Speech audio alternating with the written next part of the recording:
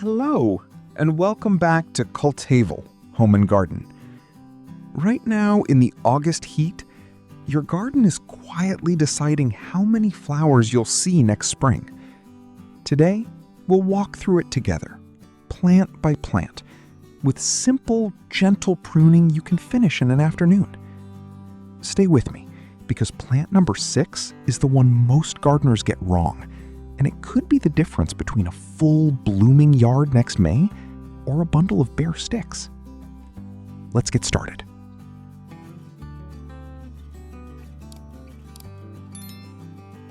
Number 1. Lavender, Lavandula angustifolia.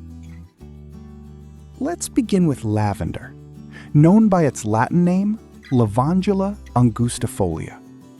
This lovely herb grows well in USDA zones 5 through 9. Lavender is a bit like a small woody tree wearing an herb's clothing. The inside of the plant is hard, gray, and woody. The outside is soft, silvery, and green. Here is the one thing you must never do. Never cut into that bare gray wood. It holds almost no buds, and once you cut it, that bald spot will never fill back in. Instead, once the flowers fade, gently trim off about 1/3 of the soft, silvery growth. Leave at least an inch of green above the woody part. Try to shape it like a little rounded loaf of bread. That gentle dome helps rain and snow slide right off, so the center of the plant doesn't rot over winter. Tip: if your lavender is still blooming late into August, leave the shaping for spring. Just snip off the faded flower stems for now and let the plant rest. Number 2. Climbing and rambling roses, Rosa species.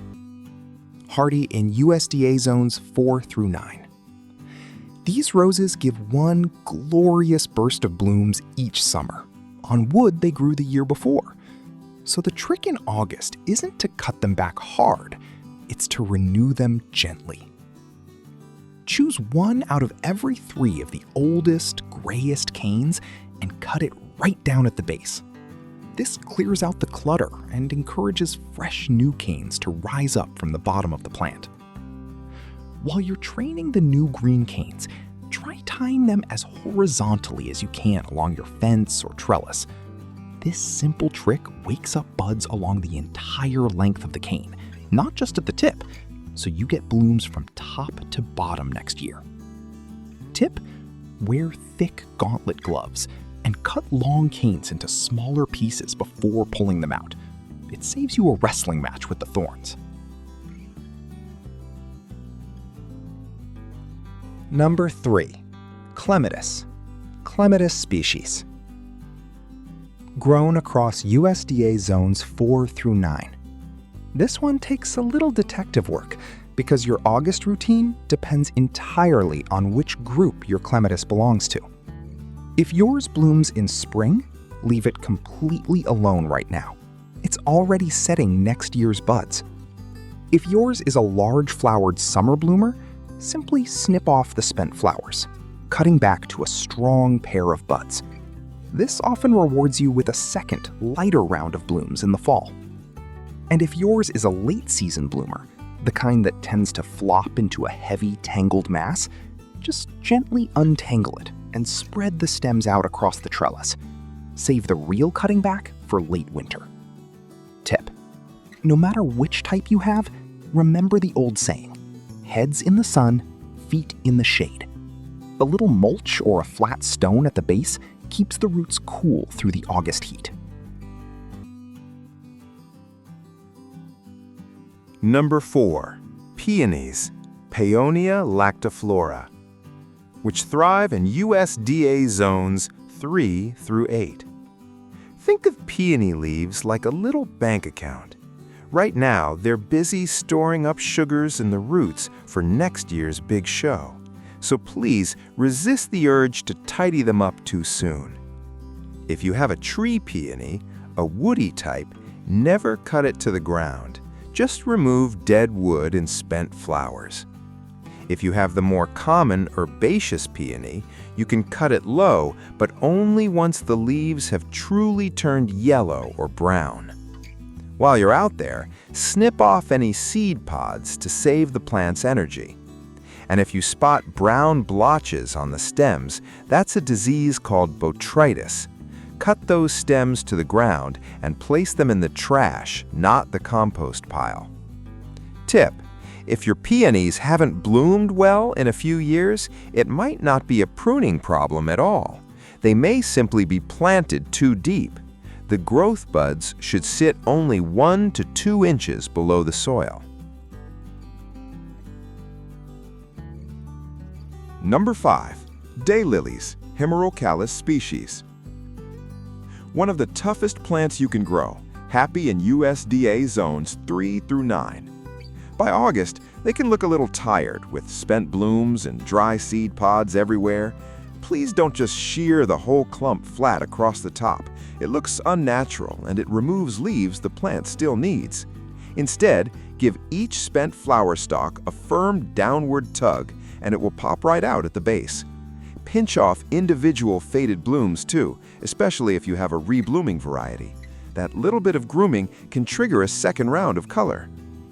August is also the perfect time to divide crowded clumps.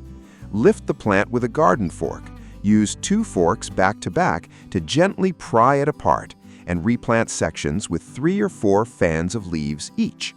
Tip: divided daylilies settle in beautifully before the cold arrives, so don't be afraid to divide them now rather than waiting for spring.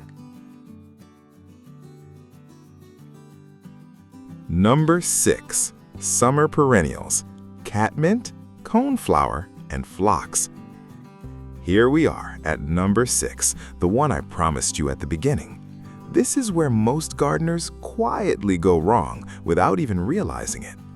Let's start with catmint, Nepeta fascini, grown in USDA zones 3 through 8. Along with coreopsis and salvia, this is what we call a rebloomer. Shear it back by about 1/3 to 1/2 right now, and by September, you'll likely see a fresh mound of foliage and a whole new flush of flowers. Next is coneflower, Echinacea purpurea, hardy in zones 3 through 9 and native right here in North America. This one, along with black-eyed Susan, you leave standing tall. Their seed heads feed the birds all winter long, and their hollow stems shelter beneficial insects. Cutting them down now would take away a whole winter food source. And finally, garden phlox, Phlox paniculata, zones 4 through 8. This one absolutely needs deadheading. If you let it drop seed, the seedlings often revert to a muddy, dull magenta color that will slowly crowd out the pretty variety you originally planted. Tip: walk your perennial bed with 2 simple questions in mind. Does this plant rebloom if I trim it? And does this plant feed the birds if I leave it? That one habit will guide almost every decision you make out there. Number 7. Hydrangeas, Hydrangea macrophylla. And now the plant responsible for more garden heartbreak than any other, the hydrangea. Hydrangea macrophylla, grown in USDA zones 6 through 9. Right now, this very week, your mophead and lacecap hydrangeas are already forming next summer's flower buds on the very stems standing in front of you. If you cut those stems back for tidiness, you are cutting off next year's flowers with your own hands.